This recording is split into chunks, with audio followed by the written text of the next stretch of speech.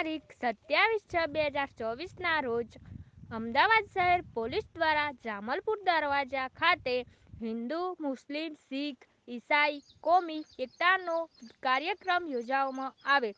રથયાત્રાના ભાગરૂપે જેમાં સંયુક્ત નૈતિક માનવ અધિકાર સમિતિને અમદાવાદ શહેર પોલીસ અને નીલોફરબેન મંસૂરી દ્વારા આમંત્રણ આપવામાં આવેલ, જેમાં UNHRCના ગુજરાત રાજ્ય અને અમદાવાદ શહેર ટીમ હાજર રહેલ. નોએલ ક્રિશ્ચન, સચિવ ગુજરાત પ્રદેશ, UNHRC, અલકા ઠાકોર, KPTV ગુજરાતી, બનાસકાંઠા.